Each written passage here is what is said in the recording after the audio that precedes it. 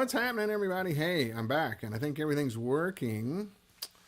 Tell me about the mix between my voice and the guitar. Let me know what you think.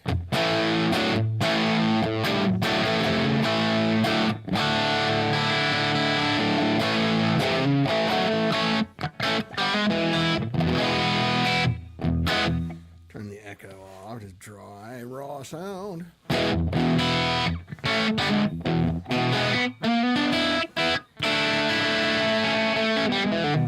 Hey, John Dotson, how are you, buddy? Good to see you again. It sounds good. Is my voice too loud, too quiet? Guitar too quiet, too loud?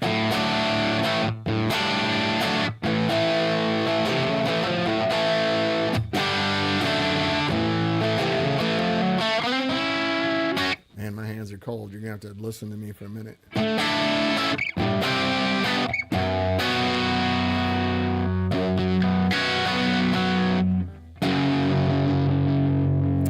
So yeah, it's just noon right now. So we're going to kind of warm up and get guys accumulated here before we officially start.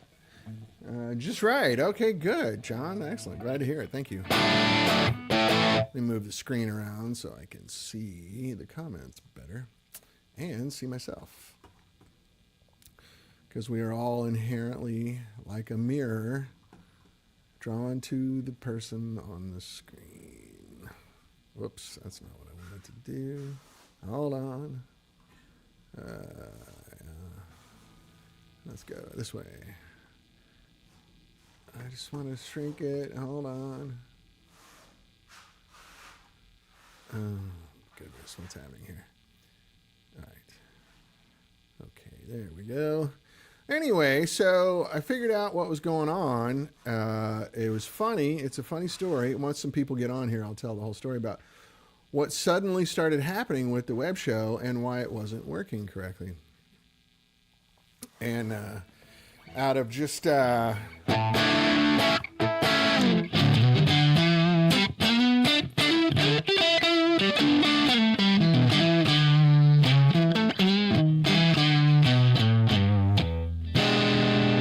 been kind of going through this thing. I just added this to my pedal board. Check it out.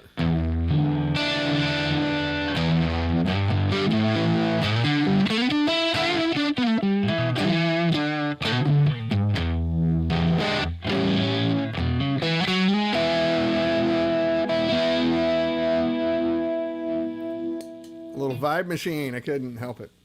I started listening to a bunch of Hendrix again. I'm like, okay, I have to get one. So I'm getting some notices that my internet connection is not being fantastic. So if things get a little spotty, just bear with me. I don't know what's going on. Spectrum is...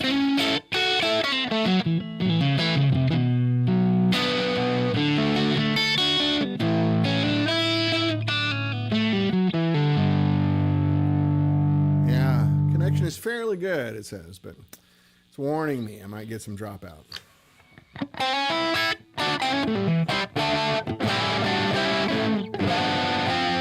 So I'm just playing. This is the Elliott Strat, you guys know. Ron Ellis humbucker in it. And Andy Elliott's single coils. Had this guitar for a long time. I think 13 years, 14 years, something like that. It's still one of the best made guitars I've ever picked up. Andy does such great work. And if you're not familiar with him, go check out elliottguitars.com. He's in North Carolina. Not to mention one of the nicest people you'll ever talk to.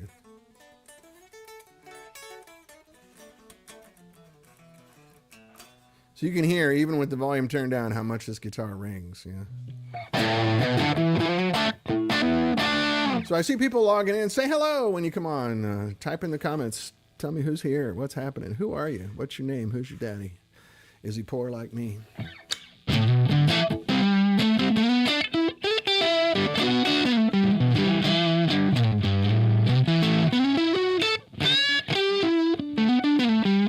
going to put a little bit of echo on there. I just like a little tight slap back echo.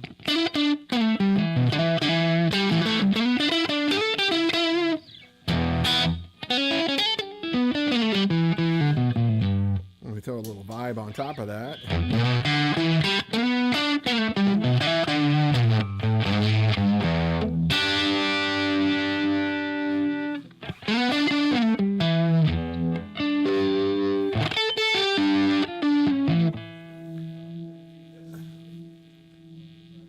Oh, it's all right, Randy. You can come back. Thanks for saying hello. I appreciate it, buddy. No problem. I'm just to see your name on the screen is a good thing. Makes me smile. You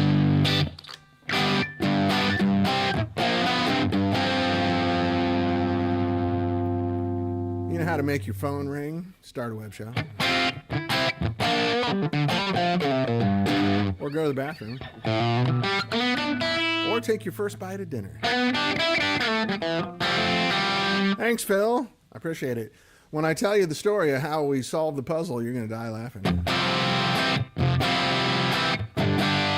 Anyway, this is the same amp you heard before, only now it has EL34s in it.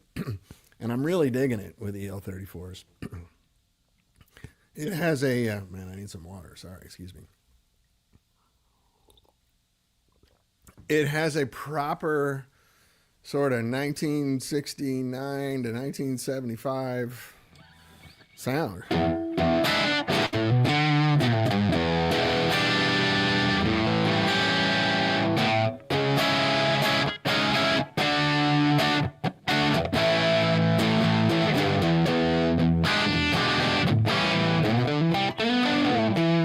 The good news is I'm running it at full power right now, which is 20 watts. Let's take it down. I'll have to adjust gain levels, but I just want you to see, like when I do this, hey, Scotty. All right. That's all right, Scotty. Enjoy your family, buddy. I'll be here. You and I can do a private session later if you want. I take this down to 3 watts, technically 2.7 watts, right?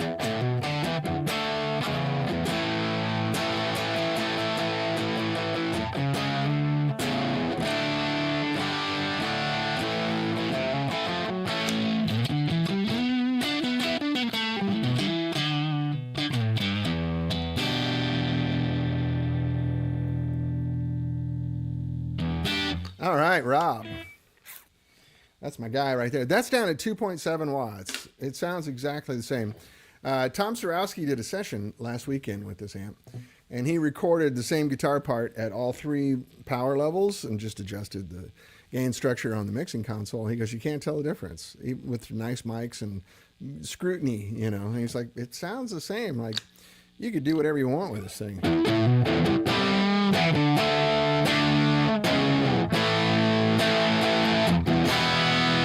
I know I'm hitting the first chord of a Crows song there, but I can't remember the rest of it. That was just sort of an accident.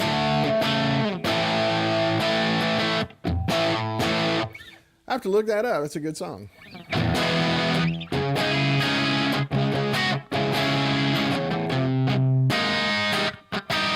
Oops.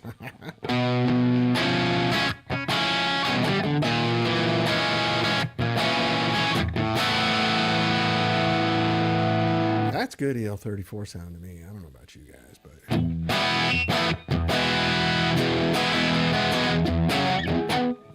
My hands are so cold. I'm sorry. You guys have known me long enough to laugh along, right? And not judge me. Don't judge me.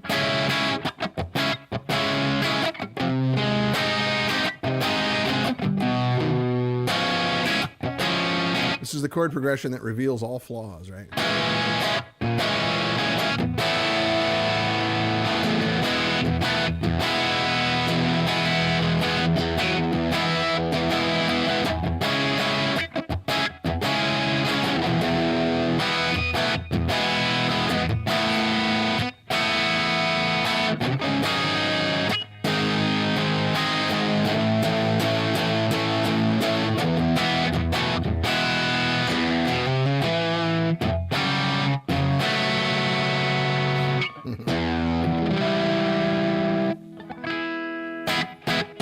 Anyway, get the idea. String clarity, note separation, not a lot of mess going on in there to divert your ears from what you should be listening to, and it's good EL34 distortion.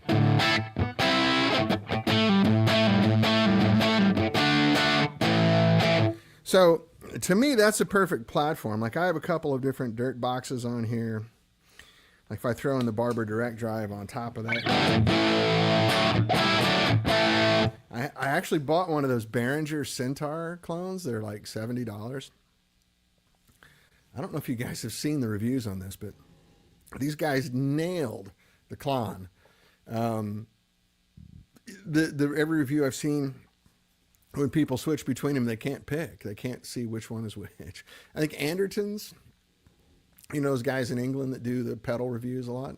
Check out their review. Anyway, I think at list price is $79. I got one for $69, and this is it, right? I mean, well, let's go over to the clean side, and I'll show you these pedals and what you can do with them.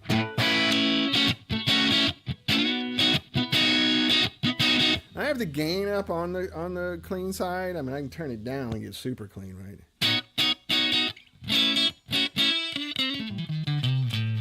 But I like it just a little edgy, right?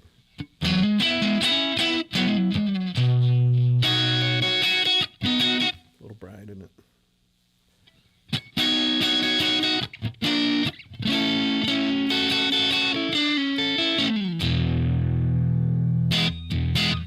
So anyway, if I throw in this Klon Centaur, this Behringer $70 pedal.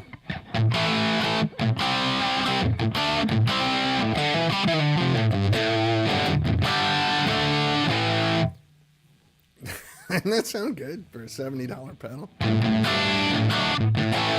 Here's the box. I just got it. It's literally crazy. Like, you know, Klons are going 15 grand or something now. And yeah, everybody's cloning a clone. It's easy for you to say. Behringer, the people who rip off everything, they copy everything. They got it. I mean, it's just like, that's just their little $70 distortion box. I turn it off, I'm, you know, clean sound. So that's good Marshall clean sound, right? Not Fender, or more almost Voxy. But anyway, just throw a little bit of Barber on.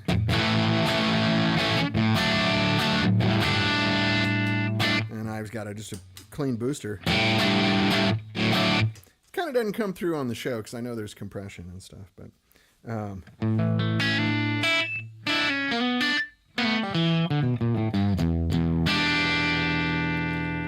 anyway, yeah, I like this Centaur Klon copy over here on the clean channel. Sounds great.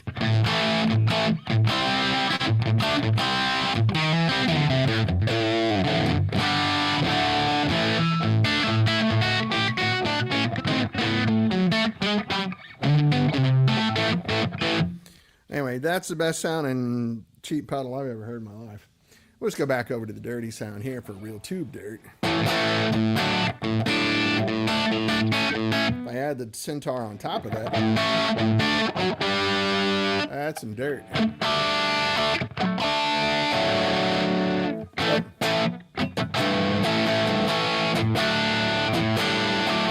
Yeah, John, they're all out of stock. So on Guitar Center, you can pre-order one. You can commit to one.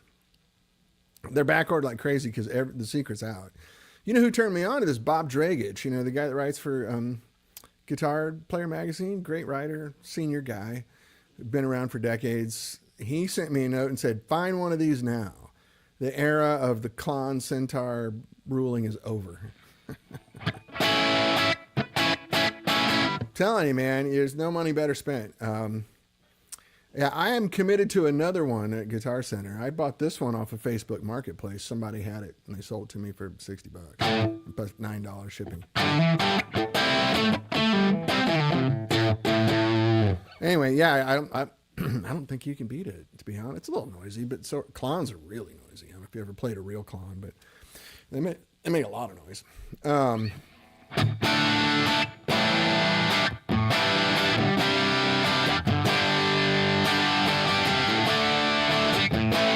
So what do you guys think of the EL34s in this amp? I'm going to try 77s. I just don't have a way to buy us an amp here at my house. I'm going over to Mike's tomorrow. We're going to play between these two amps and a pair of KT77s and see where we land. Also, I have another amp that we're going to do the low voltage thing on. And it is the prototype amp for the producer. So it'll be a different preamp circuit than this completely, and give you an idea of how good this low voltage current thing works. I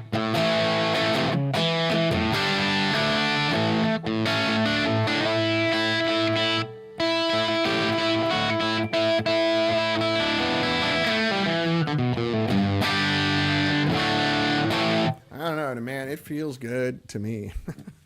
I'm not trying to pat myself on the back, but this is turning out like I'm surprised how good it's coming together, and I am digging it, and I'm hoping you will too. So what we're going to start doing soon is going doing dog and ponies for investors.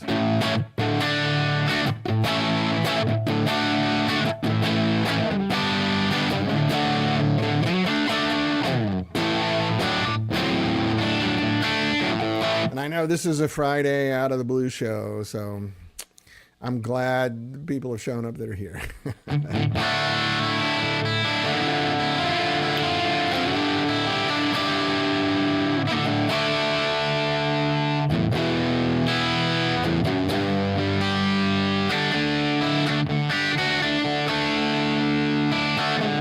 Are you guys all out looking up that pedal right now? Thanks, Brian. Hey, good to see you, brother. My good friend Brian Mendes I'm here playing my Colossal Cable right here, made by Brian Mendes himself by hand.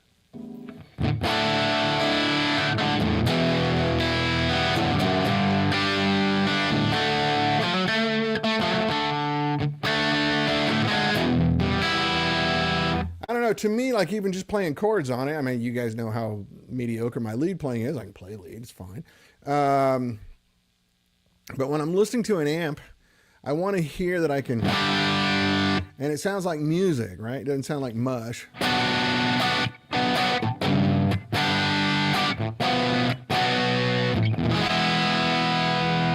Who can name that chord progression?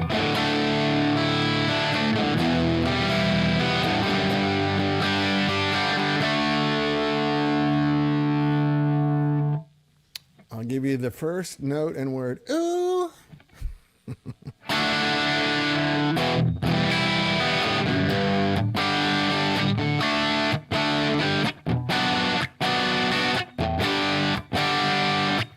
Man, that sounds like a good amp to me. I'm sorry, guys. I'm not trying to brag or pat myself on the back, but I think we're getting there. How balanced and even. You hear all the strings. You hear all the notes. There's no warbly mess in the middle.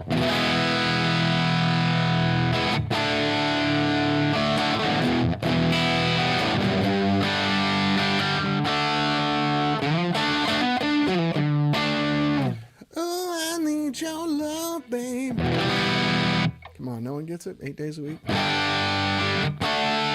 I think it's very fun to take old Beatles songs and turn them into something else, because their chord progressions are so good. Even that, like, that's just basic D, E minor, G to D. And B minor to G major, B minor. Yeah, Mark, I got good pickups. This is a low output humbucker. It's one of Ron Ellis's pickups. I can play some other ones if you want to hear it. But yeah, this pickup's like 7.6K, 7.3K, something like that. Being articulate, a lot of it has to do with impedance. The higher the impedance, the less articulate the pickup is. Also, the more forgiving it is, which is why a lot of guys like them. They also drive amps into distortion better. And you don't have to use your right hand as much, you know. It's, hi. Hi. How you doing?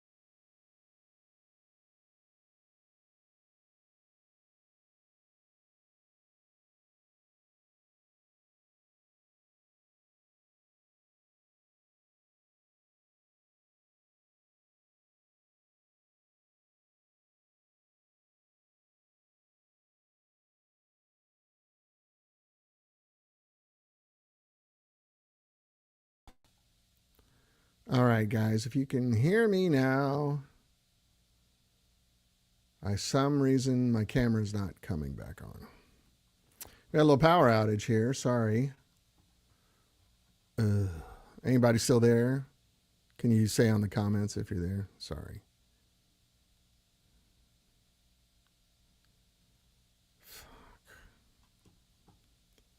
Once in a while, it'd be nice if my show went well. Now I can't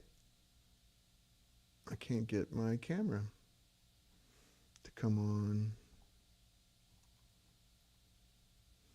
You can hear me. Okay. Hey.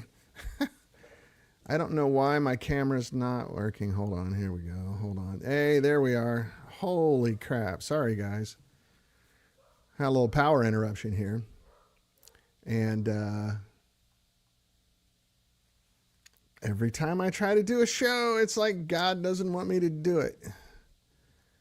Something happens. All right. Are we back? Are we back? Let me get the guitar going again. Holy shitski.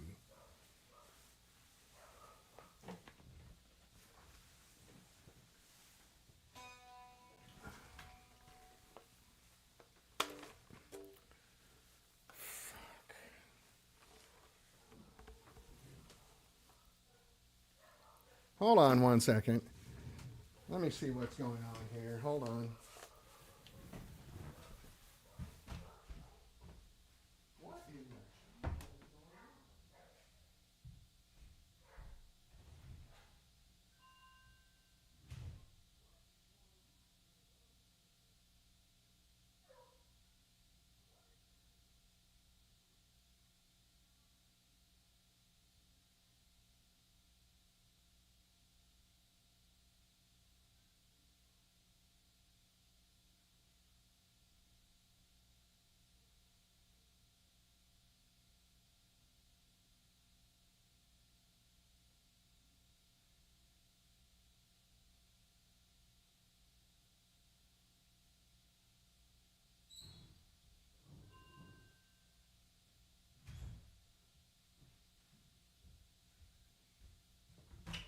Guys, I'm still here. Hold on a second.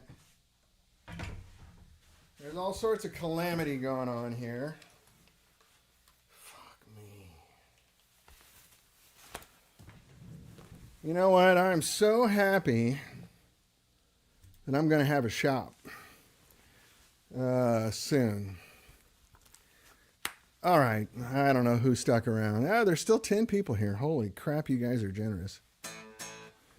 And I don't have signal now. What's going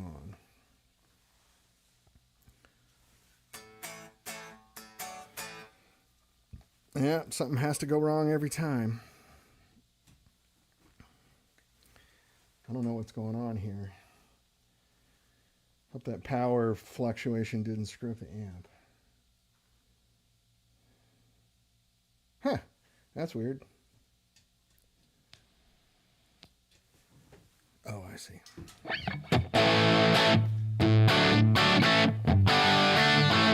Oh my God. Unbelievable. Well, a day in the life of a guy trying to do a web show from his house. There's actually a crew in here putting a floor in the other room. Oh my God, I'm out of tune. What happened? Hold on a second. Anyway, so let's throw it over to you guys. What can I tell you about this? What can I tell you about 65? It's like I have a tuning key screwing up or something here. It's just not working.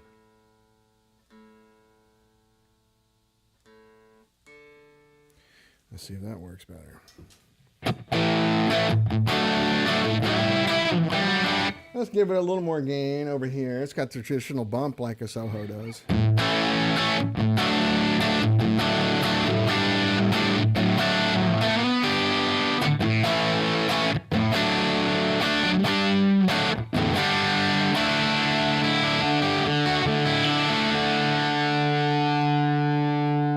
If it were easy, everyone would do it. Yeah, it used to be easy.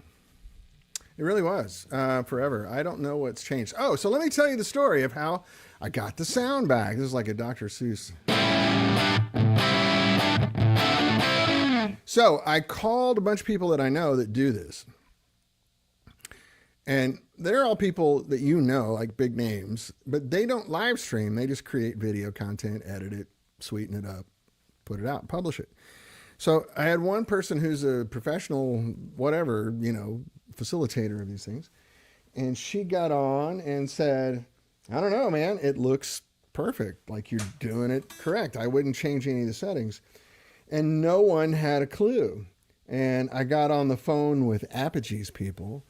They're the same thing, like, we don't know what's happening. This is weird. We're hearing other people reporting this issue. But I mean, I'm looking on the screen. My Apogee meters are going. It's going here on the unit. It's fine. What on earth is happening? So what turns out is I ended up using Gemini AI. I'm a big fan of AI. I use ChatGPT and Gemini almost every day now. But I asked Gemini, I was so frustrated. I was so pissed that everything went wrong yesterday. And I asked Gemini AI, what do you think? And it gave me a few options. And then there was a paragraph down at the bottom that said, StreamYard and Facebook have changed their audio codecs to be full stereo. But what it doesn't do anymore is recognize individual mono signals. So I'm not playing in stereo. A guitar amp isn't stereo. A vocal mic isn't stereo. So in effect, what I was sending out are two mono signals. And StreamYard and Facebook don't recognize that anymore. So what I did was on the mixer interface here on my Apogee, I ganged the two channels together as one. So now all I'm sending is one mono signal. And it works. Isn't that stupid? Couldn't they just tell you? Like,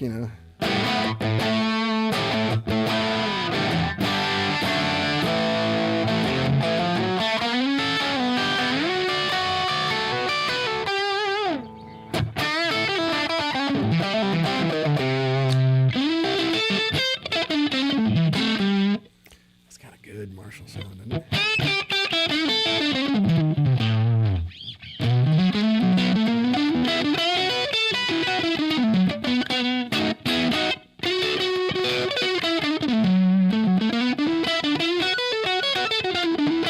Man, my hands are cold.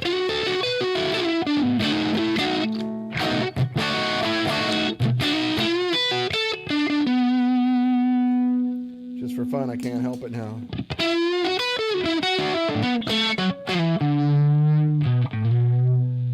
Just a tiny bit of Univibe underneath it.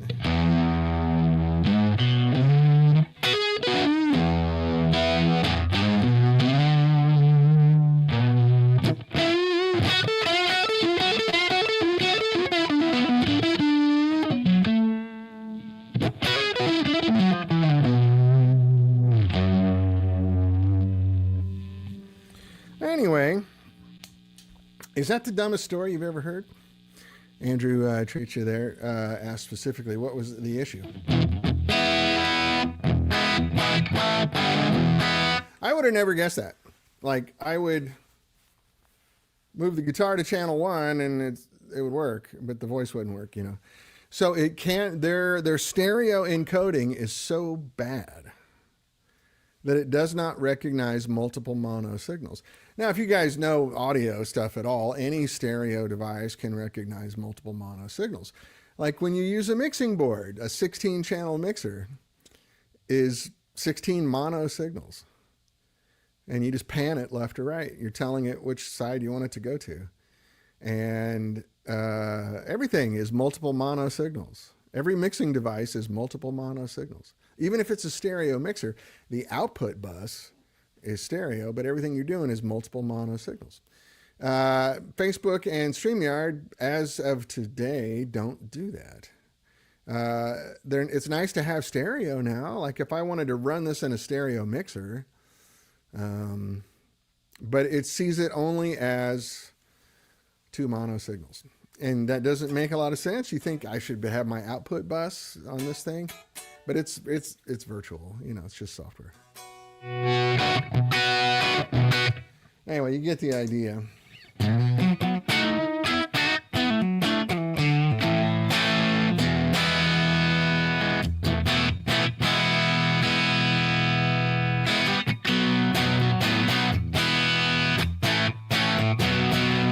So definitely not a Fender clean sound, right?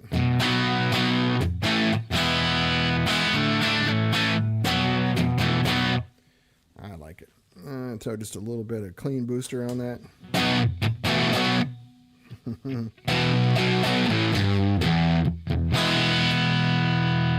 And here's that Centaur, the Behringer Centaur.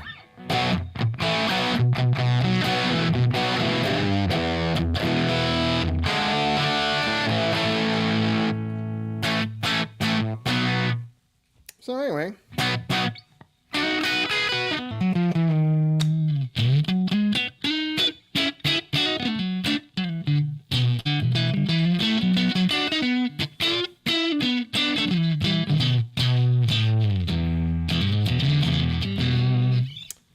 there you go. The amp works and nothing else does.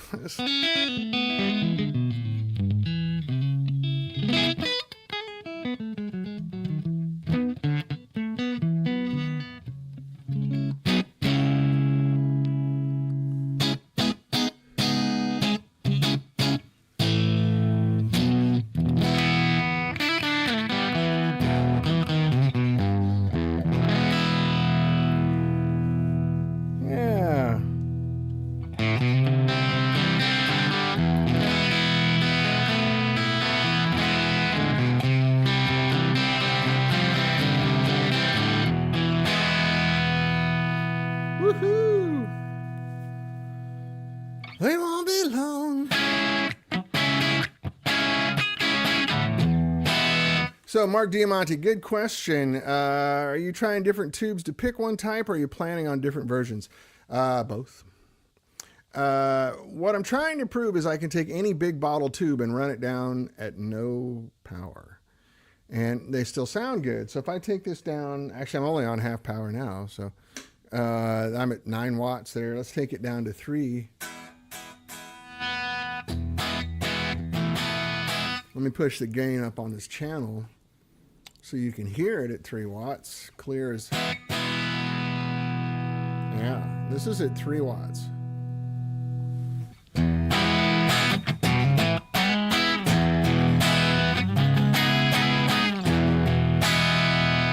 I go over to the dirt.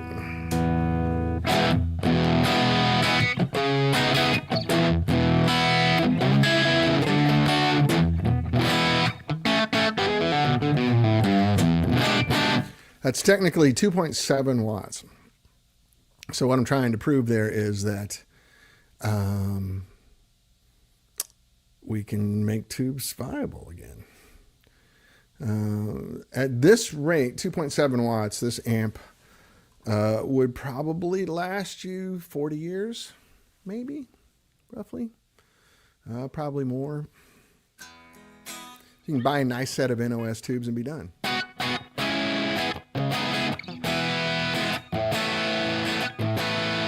It's kind of weird now that I'm getting together, the gains are working together. Sounds good for 2.7 watts, doesn't it? Usually when you see amp where people drop voltage on amps, you lose a lot of tone, you lose a lot of feeling, which this doesn't. And then the top end gets all smeary and squishy, and because the tube's not happy. So even though we're running this at low voltage, the B plus tap on this transformer to get this kind of voltage is actually lower than wall current. It's a 105 volt tap. You get 120 out of your wall, right? So, and I'm using a brand new pair of EL34s from JJ. They're not even hot. Like, I can put my hands on them. Again, just to reiterate, like, tubes hate voltage, love current. So what we've done is drop the current way down and giving it all the current it wants. Whatever it asks for, we can do it. So there are going to be multiple versions of this amp, Mark, but it's really, I'm testing the schema, to make sure that it works across different platforms. I'm taking this amp over to Mike tomorrow. Right. I'm going to put some 77s in there, but really I want to hear from you guys. I want you to tell me what you're hearing and what you're digging and not digging. Unfortunately, this amp is grid biased, so I can't just hot swap tubes. We're thinking about converting it over to cathode bias so that we can. At this low a voltage, it's fine. Normally, you can't do cathode bias on amps over about 40 watts. It just doesn't work. And then the producer prototype that I'm taking over to Mike for our next conversion, that is cathode bias. I think it's a producer 6L. I need to make sure, but we can set up where we can run 34s and 6L6s and KT66s and 5881s, EL34s, of course, KT88s, KT77s, all that stuff. So the thing that I'm trying to prove to myself and to investors is that this will make tubes viable again. So when I talk to all my customers, they all tell me the same thing. And a lot of my customers, especially in Nashville, for practical reasons, are using Kempers and Fractals and Helix and, whatever else. There's the other one too. I can't remember what it's called. They all sound fine. They all sound good. They all feel okay. For playing on a big stage in a basketball arena, no one's going to tell the difference anyway, except for the guy playing guitar. He can tell the difference.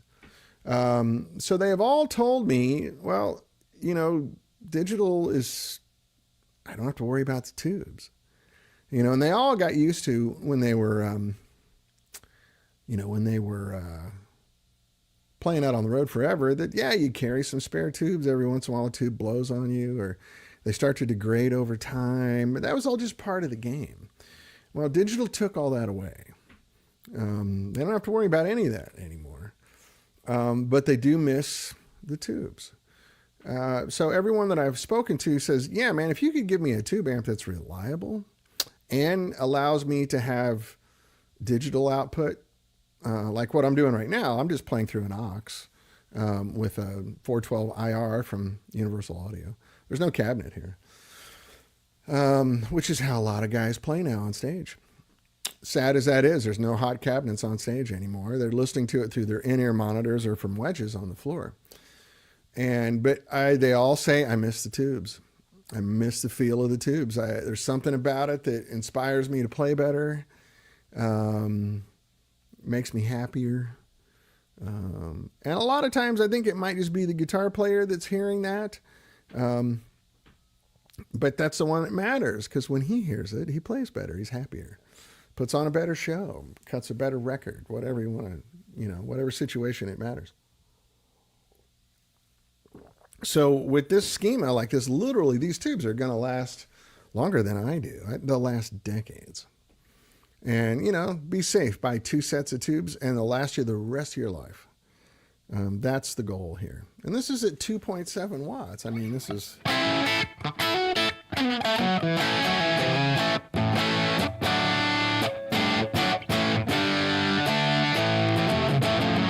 Now, 2.7 watts is not bedroom volume, but it is jamming with your buddies in the basement quietly, playing out in the garage with some buds, playing in a small club, depending on what speaker you're using. Like, I have a 112. I need to mic it up sometime, but I can't. Everybody, there's people working in the house still. But I have one of our 65 112s here that has a 70s Rolla M that has the 55 hertz cone, so it's the bass speaker. Not a real high SPL speaker. It sounds amazing. It's like perfect 70s rock sound. Really cool. And so playing 2.7 watts through that, it's still plenty loud. Like, you can't play along with your television, but it's pretty quiet. But if I run this at 2.7 watts into a G12H30, it's loud, because that's like 100 decibel speaker, 101, something like that, whereas this M is 93 or 94. So, every 3 decibels is twice as loud. So.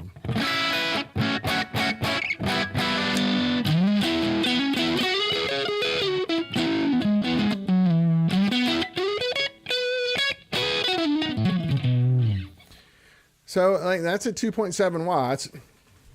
If I leave it, yeah, that's pretty true, Mark. I'll read your statement and I'll just put it on the screen for now and then I'll catch up with you. I don't think digital's bad. It's just different, whoops, wrong one. Sorry. Josh. Oh man, thanks. That's really nice. Nice. Thank you, Josh. Josh says, sounds beautiful. If the guitar player feels happy with the tubes, the better they play. Cause yeah, exactly. That's it. You're nailing it. So, gosh darn it. This is a good point Mark makes. It's interaction with your amp and your playing that you don't get with digital, like the blooming of feedback.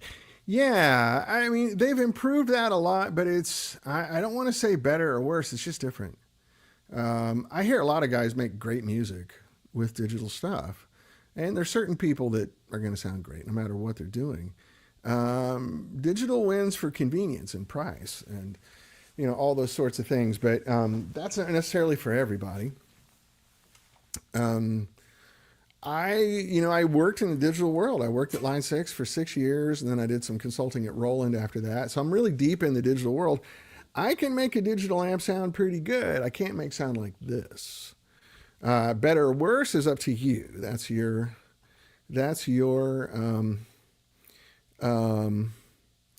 personal assessment, right? But for me personally, just being at the age that I am, which, you only turn 29 once. I've done it twice. But that's just home base for me.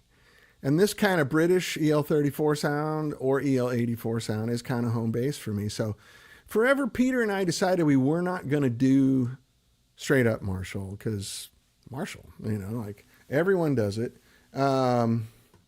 Everyone does it. And thank you, Mark. That's very nice. I appreciate it. I agree with you. I think a good tube amp sort of enables you, like I always like to say, we'd like to build amps that don't get in your way. The amp will work with you instead of you having to work with the amp. And I think that's what we got here. Seems to be doing great.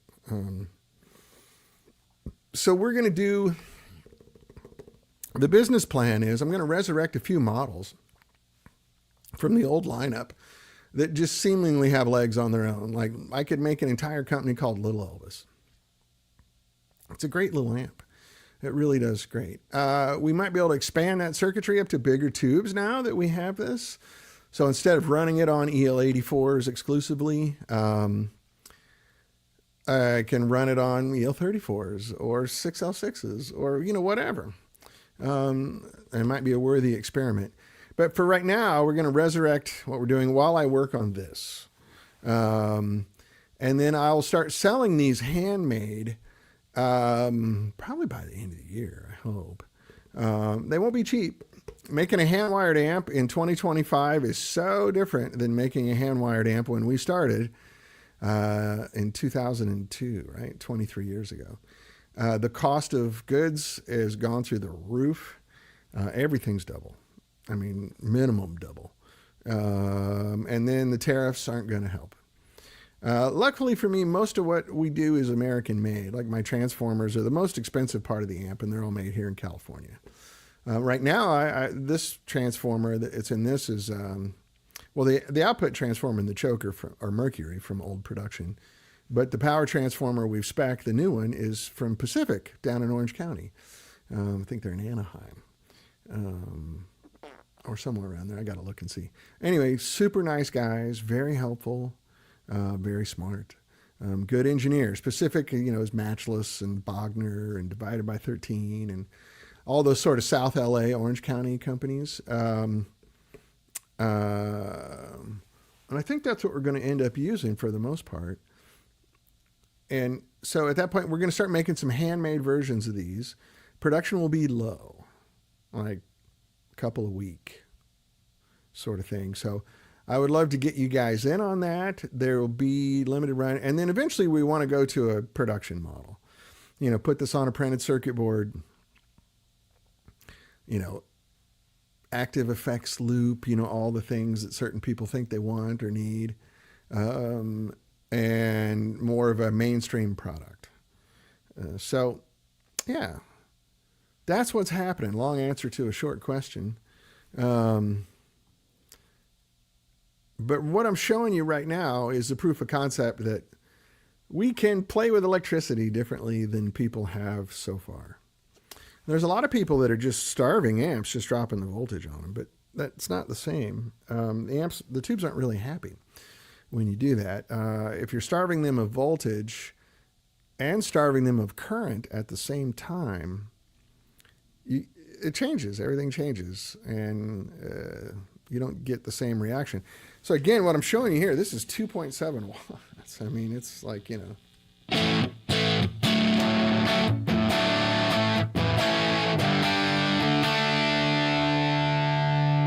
So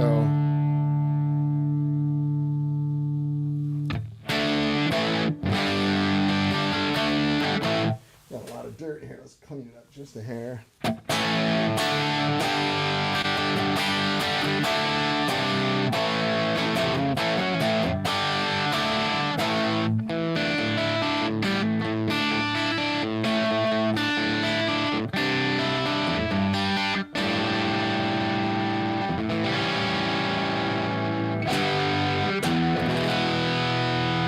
You get the idea. Still sounds like a good amp, right?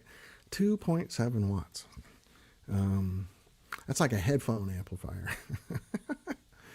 So I'm kind of excited about this. I'm going to go ahead and turn this off now because I got to get out of here in about 10 minutes.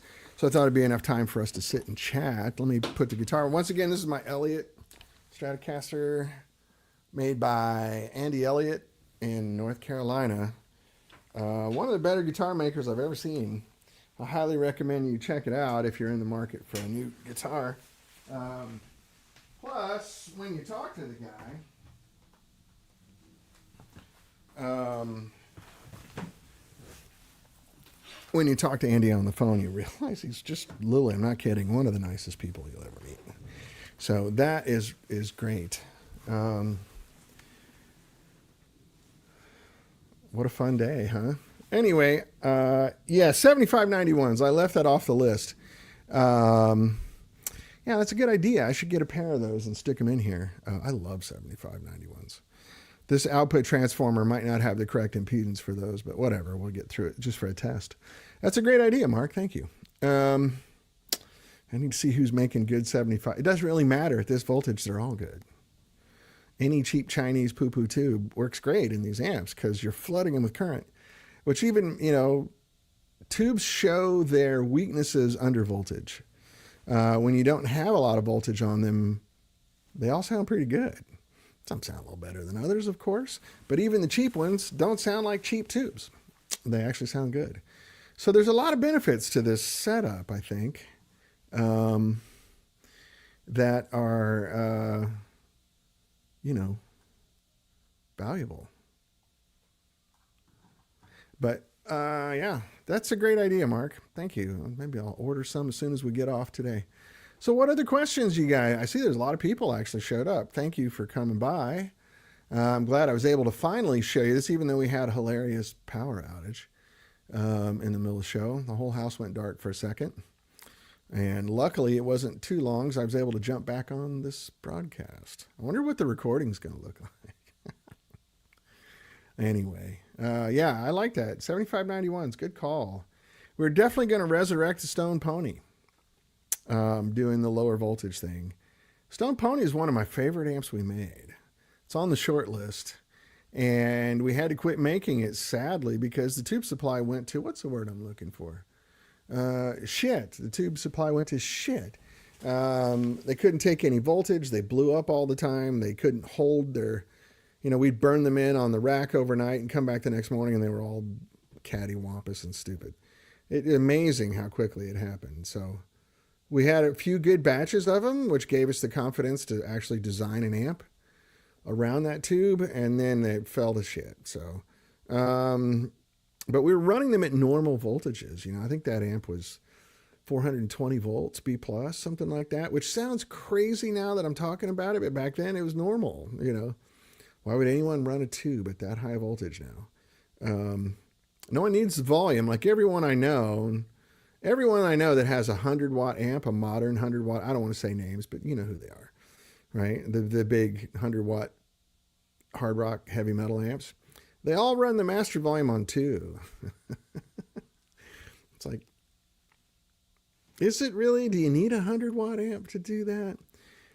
Mark Diamante says, love mine, whatever tubes Mike put in them when I got it last year, holding up so far. I think those are JJ's. I'm pretty sure. Yeah, I've heard they're better. I've heard they've improved. JJ's improved their quality a lot since I was heavy into it. Excuse me. They went through a rough patch. And then I think there's Electro Harmonics is making them. But Mark, do you have a low-powered or high-powered Stone Pony? I want to resurrect the high-powered Stone Pony only at low voltage. Because those 4 tubes just have a certain body to them, you know, that you can't reproduce with 2. 2-tube amps sound great. There's nothing wrong with them. But there's an extra little something that a 4-tube amp has. And running them like this, it's okay to spend all that money on tubes because they're not going to blow up. They'll last forever. Literally, these tubes are going to last for decades, not months. You know, most modern tubes only sound fresh for like 50 hours. And then most of them by 100 hours are pretty browned out. Unless you're not pushing them really hard. Oh, you have the one of the high-powered Stone Ponies. Yeah. Maybe I need to buy that one off of you. Or at least borrow it from you. I'll convert it over to low voltage for you. Better late than never. Phil made it. Hey, what's up, man? Yeah, I'm just about done. 7 minutes. It doesn't hurt my feelings, though, that you just showed up in the last 7 minutes. You missed a lot of fun. Power went out in the middle of the show. That's neat.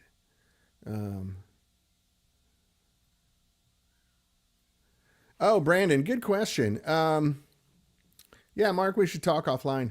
Right now, just heads.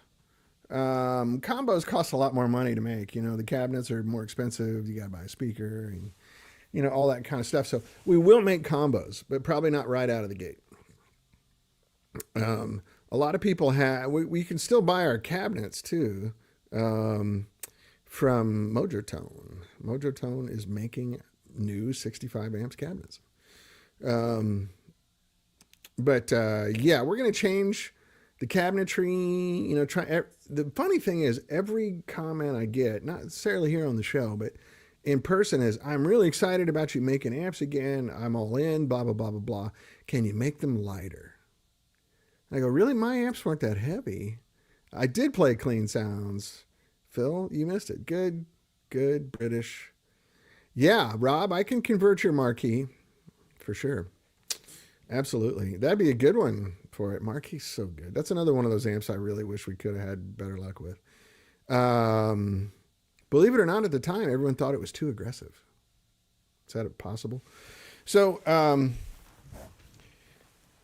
yeah, everybody wants things to be lighter. Not because my amps were, no, 410. I'm sorry, Phil. Not because my amps were heavy before. It's because everybody's getting older. And I think everybody's used to schlepping around a digital amp now, which doesn't weigh anything. So we're going to try some different woods. Going to use smaller magnet speakers, all that kind of stuff. Try to minimize weight wherever possible. The one thing that's hard to get around is good transformers weigh a lot. There's no way to fake it. So we're going to try. There are some people who make, I think we could do the power transformer with a smaller footprint than it has right now, because it has 5 taps on it, which we don't need 5 taps, right? We're going to use 3 probably. And probably down like this, like 20 or 30 watts, 10 watts, and 3 watts. Whether we do 20 or 30, I don't know. 30 is loud. I don't think a lot of people are going to use it at 30 watts. You can't play clubs with 30 watt amp anymore. Maybe in Texas at one of those big country bars or something. But everybody has really good PA systems now. And they're all on in-ear, even club bands are on in-ear monitors. Oh, right on, Rob. You like your Marquee for cleans. Yeah, you get good AC30 cleans out of that amp. The Marquee is a great amp. I love that amp. I have one. I have the original one. I have the first prototype Marquee. And I have one that was sent over to a Japanese artist, Tamio Okuda, who's kind of like the Tom Petty of Japan. 11 straight #1 records, I think, when we sold him that amp. He played it for years, and then he was such a gentleman. He said, I'm not going to use it. He paid for it. I didn't give him. I've never given away an amp. But he said, maybe this will be useful to you, and sent it back with a big thank you note after like 10 years or something. Sweet guy. Very sweet guy. Doing business in Japan is always a pleasure. The people are astonishingly nice and honorable. So yeah, any of you guys that got some of the higher powered amps, we'll convert them. We can do that. Absolutely. Yeah, I'd love to get a hold of that high powered Stone Pony. Let me just buy that one off of you. And then when we make a new one, we can talk. I'll give you the bro deal. Hey, Basil, no problem. It was an impromptu show. I got the sound working. We had some drama during the middle of the show. The power went out, which is neat. And then there was seemingly a dog fight in my backyard. It wasn't my dogs, though, turns out. So, yeah.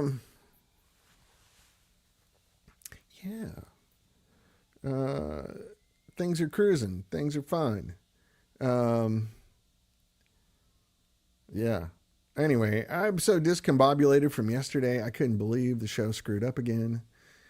Just stupid. So to recap the story, Spite Show, that's it. This is an up year show.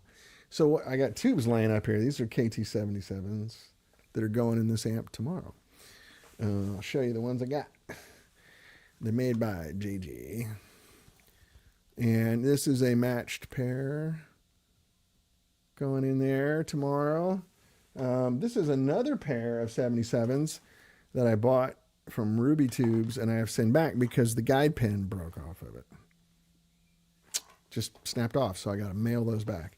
And this is a flashlight. I don't know if you guys are familiar with flashlights, but they're awesome. It's like it generates its own light. Stupid question alert. All right, Howard, bring it, buddy. Howard Johnson, everybody. You guys remember Howard when he used to come sing on the show years ago? Howard Johnson says he has a stupid question. I don't think it's going to be stupid, but we'll see what's up. Even though this is the last minute of the show, I'll go over. It seems like we're getting more and more people the longer I hang out here, so we can do that. It looks like my internet is not doing good. Yeah, I can hear you now. Okay, good. Tweed sound and Steely Dan guitar sound. Well, no. That's really not what I do. I mean, technically I could build it. But Steely Dan sounds all over the place. There are a lot of old Fenders on those records. Yeah, like building a deluxe or something, there's just so many thousands of people that do that. I don't see there's any business in that for me. It's not what I'm known for, like if, BMW started making pickup trucks, it'd be like, but I understand what you're looking for. There's lots of good options for that. But most of my stuff, has sort of a British voice,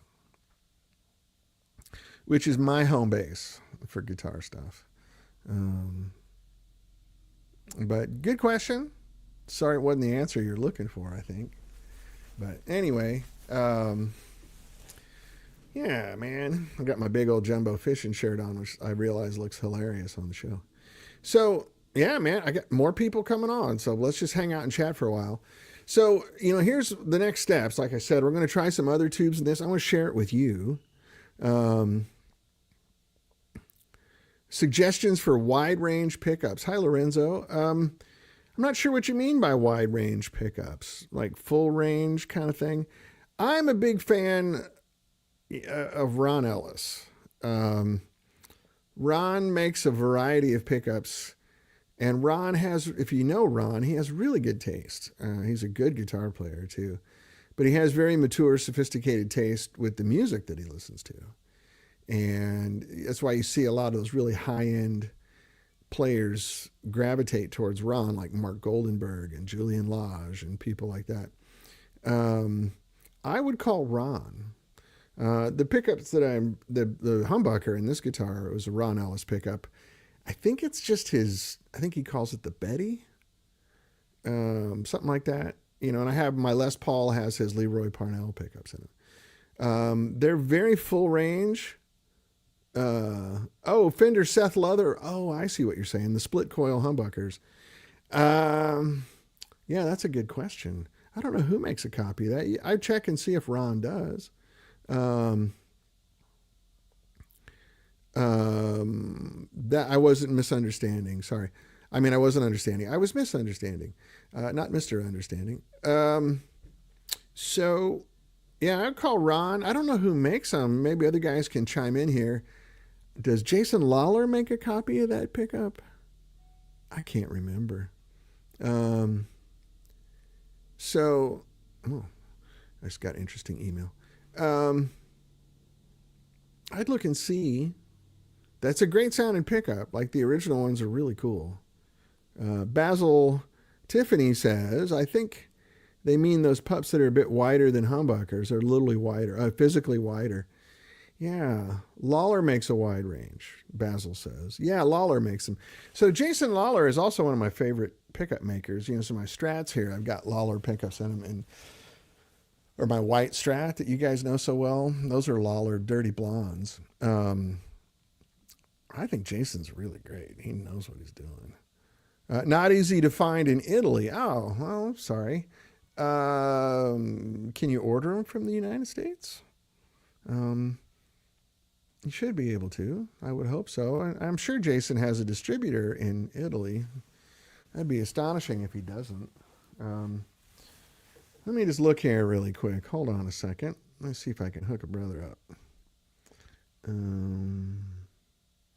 La la la la la la. Mm-hmm.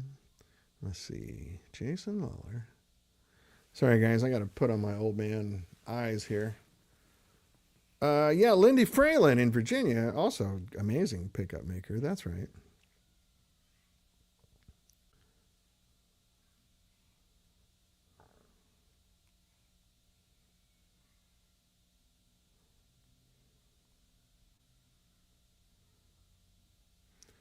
Hold on a second. Where are you in Italy, Lorenzo?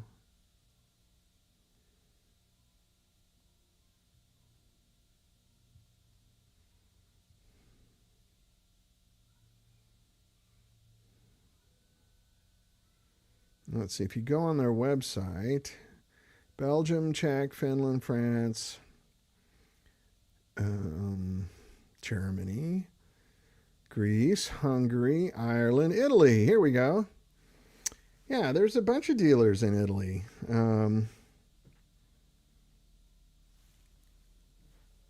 Milan. Okay. Here you go. GBL. I can even give you their phone number if you want. They're on Via Luigi Varanini, 16, in Milano. Wish I could get the GBL. Let me see if I can find that here. Hold on a second. I can do it without blowing the thing. La la la la la. Here we go. 1 second. Should have done this. Here we go. Get their website for you right now. gblguitars.it. And they are a Lawler dealer.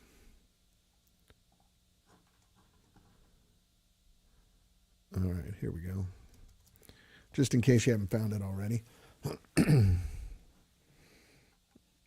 I don't know why it shows up 4 times, because I'm broadcasting in 5 different places. But yeah, gblguitars.it. So there you go, Lorenzo. Yeah, check it out. I mean, Jason's great. He's amazing. And all of his pickups, I think, are really good. He also makes a really low output humbucker. I think it's called an Imperial, which I have had and been very pleased with. If you like the sound, like I love the sound of a low output humbucker. It does take a little more work with your right hand. For someone who's, played a lot of guitar, it's not a lot of work. If you're new to playing guitar or it's a part-time hobby for you, it's just going to feel like a little more work. It's not that big of a deal. I think you got it. I think you can do it. So, yeah, I remember when I went to Musicians Institute in 1986, right? And one quarter we did all jazz. Howard Roberts. I got to sit and play Howard Roberts and Joe Pass, and Joe DiOrio, and Don Mock, and Dan Gilbert, and all these amazing players. And at the time, they made us switch to 12s on our guitar. And, this was like 1986, 87, when everybody had Floyd Rose guitars with 9s on them, right? And oh my God, did everybody just cry. And I remember the teachers going, "Get over it, you babies. It's just a piece of wire." Like, yeah, so you got to work a little harder, grow up, And I remember, and then sure enough, 2 weeks later, I was completely used to 12s. Bending was definitely a little more challenging, but I didn't even think about it. It didn't feel weird. I didn't pick up the guitar and go, "Oh, these are heavy strings." There's just none of that. It was fine. But so same thing with a low output humbucker. It's a little more work. It's not. I mean, marginally. I mean, like 10% more work. It's nothing. But I think the vocabulary of yeah, you know what, Lorenzo, the secret is we all tune down a half step. Yeah. Yeah, Dan Gilbert was a great teacher. I mean, excuse me. Don Mock was amazing. Yeah, I misread what you said there. Don Mock was a ridiculous player in person. We all just sat there going, "What the hell is that guy doing?" Because when I went to MI, I was 21 years old. And I was kind of fresh off the turnip truck from Missouri. And I couldn't comprehend what I was witnessing. I wish I could go back to 1986 right now as me and see all those. I mean, I sat this close, you and me, this close to Joe Pass and watched him do this chord melody stuff. And at the time I just went, I don't understand this at all. Now I get it and think what a wizard that guy was. I got to sit and play guitar with Howard Roberts, who was ridiculous and such a cool dude. I mean, man, I got some stories about Howard Roberts, but really, really cool guy. He's part of the old Wrecking Crew. And Tommy Tedesco. I took seminars from Tommy Tedesco, who was one of the funniest people I've ever been in the room with. Like, we were all spitting our drinks out our noses laughing at this guy. And he could play guitar like Jesus. I mean, it was just crazy. But I was too young to appreciate it. I was young and dumb, young and ignorant, But what I did learn from those guys are that pickups do make a big difference. And high impedance pickups are very forgiving, like especially if you're playing with a lot of gain. It kind of smooths out the clinkers. Whereas a low impedance pickup, really, you can't get away with it. That intimidates a lot of people. Basil says, any tips on learning the bass line in music better? I often have to really listen for the bass line to come through. Well, that's a good question. Not really being a bass player, You know what I rely on now on YouTube? There's all these guys that do guitar lessons, and then they have the tab scrolling along dynamically with the song, and usually it's crazy good. There's a couple guys that do Hendrix and all this sort of stuff, and it's like, wow, he nailed it. And you're watching his hands while the tab is going by at the same time. For me, Basil, one of the tricks I did when I was a kid is I had a graphic EQ on my stereo, so I could highlight different frequencies to pick it out. I think that's all software based now. So if you're listening to music on your computer and you can run it through Pro Tools or Logic, you can do the same thing. Highlight different frequencies so that the bass line becomes more apparent. But that's my best advice. And I don't know how great that advice is because I'm a guitar player. But hopefully that helps. YouTube for me is the best resource now. If I want to find some old song I can't remember how to play, there's 15 guys giving you. I mean, it's endless. It's so astonishing. And then there's guys that don't do it well, and there's guys that do it amazingly well. So just hunt around until you find someone you're happy with. I found this guy. His name's like Mr. Tab or something, and he does all kinds of great music going back to the '60s up to modern music. And he plays it flawlessly, and he tries to get an appropriate guitar and amp for each one. And then it has the tab scrolling along dynamically, so you can pause it. But on YouTube, you can slow down the video, right? You can go to quarter speed, 1/4 speed, and the pitch doesn't change. It's voodoo, right? It's just software. But so it'll play the song at 1/4 speed where you're like boom, boom, ba-da-dum, boom, boom, da-da-dum, boom, on a lick, and then the tab is right there. So you can double check, I need to be on the 8th fret with my 3rd finger. And, you can get it. I'll put this on the screen. Thanks, Phil. Plus, there's a fantastic app called Transcribe made by 7th String or something like that. There's an EQ section that helps you pull things out. Great. Thanks, man. Yeah, that's perfect. That's really good. That's exactly what we need. So anyway,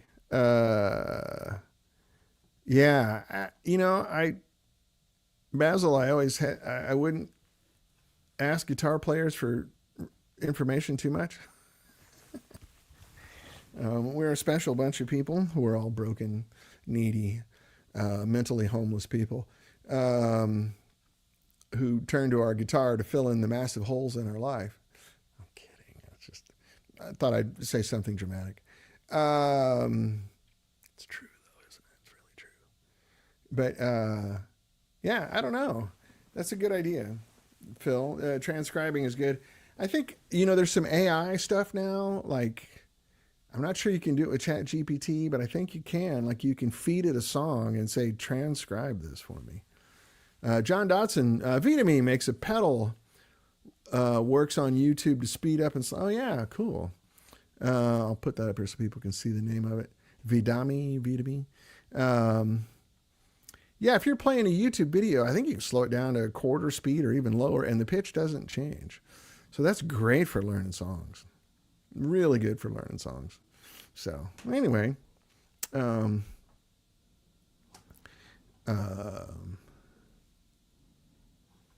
that's my best advice. What else? Lorenzo, did you see the Bill Burr joke about the guitar set? Yes. Oh my God. Somebody should put the link to that up here.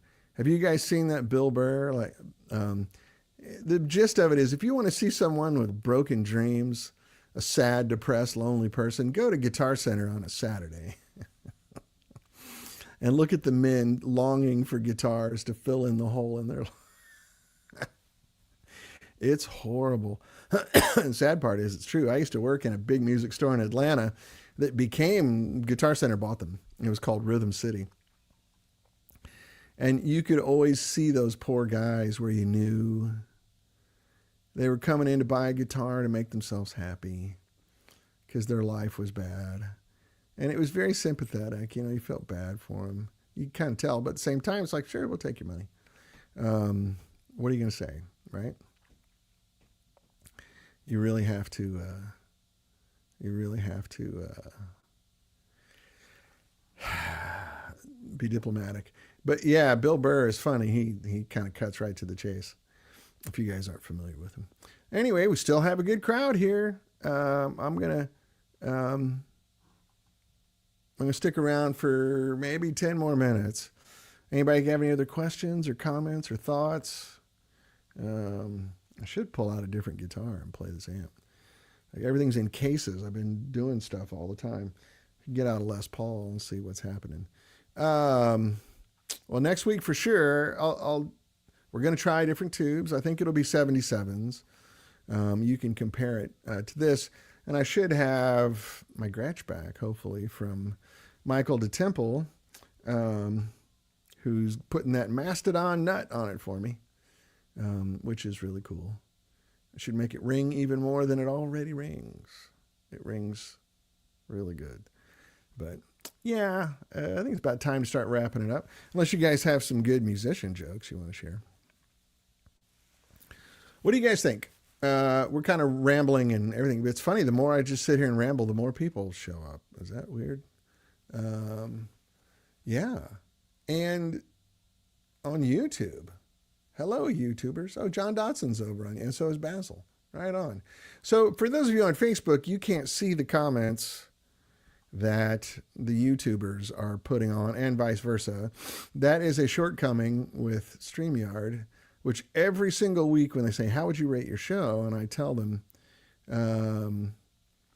it'd be great if the comments could be seen by everybody.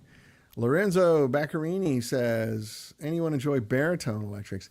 I certainly have in the past. I've owned them before. I end up not keeping them very much because I don't play them enough to warrant sitting on it.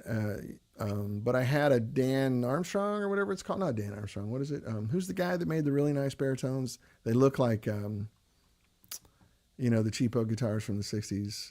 What's his name? Why am I blanking? It's been a long time, like 15 years I had one of those. Anyway, yeah, they're fun. They're really fun. I think they're an underutilized thing in music. Not a lot of guys using them anymore, but they're fun. They also tend to blow up little guitar amps that aren't made for that stuff because that low B string or whatever it is on there is. Jerry Jones, thank you, Phil. Thank you. Phil's the other part of my IQ and vocabulary right there. Yeah, I had a Jerry Jones. I was hanging out with those Norwegian dudes all the time. The guys in the Hellbillies, Lars Haugen, and he had one. And I just decided I want one too. And I really I think I owned it for about a year. And I might have played it for 2 hours total, 3 hours maybe. But I think less than 2 hours. And then someone said, hey, that's a nice guitar, and offered me a lot of money for it. And I'm like, okay. I don't miss it.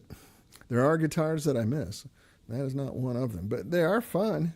They are really fun. And if you can play them correctly, I don't know if you've ever seen Lars Haugen play. He had this band called Lars Haugen and the Truth. Let me put a video up here. There's a lot of baritone. Let's see. Excuse me.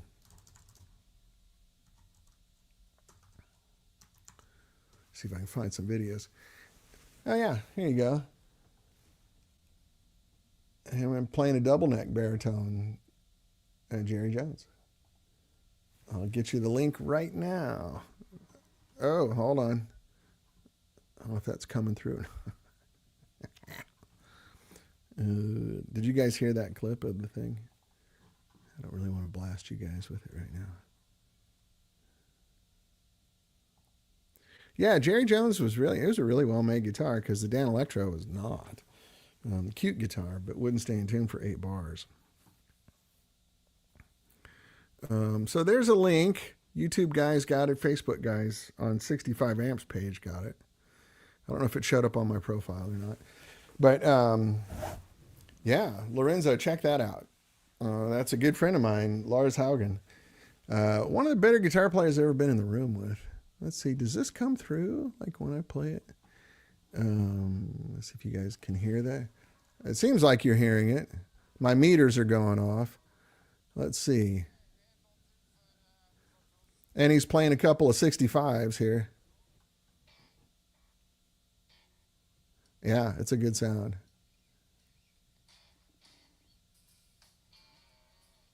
Yeah.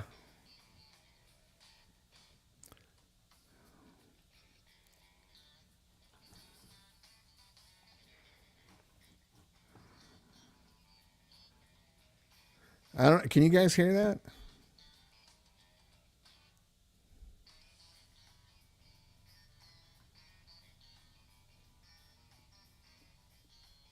Not hearing it on Facebook. Okay. Play the link. It's sick. Lars is such an amazing guitar player. You're not hearing it. Okay, that's fine. Um, yeah, click the link that I posted. It's seriously good baritone guitar. And there's a bunch of 65s. He's playing through 65s on there. Imagine that. Why would he post it? I don't know. Anyway, I need to get going. I got to be somewhere. I got some errands to run. I got a life to live. So I'm going to call last call here. Give it just a couple minutes. I know there's a big lag from when I speak and things happen. I hope you guys enjoyed the amp. And thanks for joining me on the journey, for coming along with it. It's fun. I'm having a good time. Can hear it from my headphones. Okay, yeah. Last call. Hey, Bill Strange, you finally shows up. What the heck, man? I went into my Jerry Seinfeld there. Basil, this is the prototype amp. That it says Rocket 88 on it, but it's not. The Rocket 88 is an amp I'd like to bring back, easy for me to say, bring back under this low voltage thing. It sounds amazing. KT88's really cool sound. You know what I think we're going to have to do with an amp like this is just let you pick what power tubes you want in there. Instead of making 5 different amps with 5 different tubes that are basically the same amp. We'll just let you choose. Tell us what amp tubes you want in there, and that's what we'll put in. Because the platform is pretty flexible. And it does sound different. Like this sounds way different with 34s in it than it did with 88s. And then next week you'll hear it with 77s. Let me know what you think. And then Mark Diamante, thanks for reminding me. I'm going to order some 7591s right now when we hang up. Oh man, I'm glad you made it, Phil. Sorry it was, late. Didn't get a lot of guitar, but I did play some good guitar. I played some bad guitar too, because I'm Dan Boole and that's what I do. But anyway, I gotta go. It's been a stressful couple of days figuring all this out, and I'm glad we did. Now I know what to do. It does have limitations when I have these channels gang together. I can't adjust the gain or anything individually, so we'll have to see. I think I know how to do that, but I'm not going to try it live on the air. Anyway, great to see you guys. Last call, going once, going twice. I know there's a big lag, so if you have any other questions, just contact me, danboole@me.com. I'm on Facebook. I'm on Instagram. I'm on YouTube. You can comment on these videos on YouTube, all that stuff. I will get notifications for all of it. I do my best to stay in touch with everybody, but I'm not perfect about it, so be forgiving if I'm slow. Hard to do, man. Hard to do. Anyway, I really appreciate you guys. Nice crowd showed up on a spontaneous day, and we had fun. So next week, let's play some more guitar. I'll have more guitars here. I just don't have them out right now. I did some work over the weekend and haven't unboxed the guitars. Anyway, I love you guys. Thank you so much for coming out, and we'll see you very soon. All right? Take care. Love you.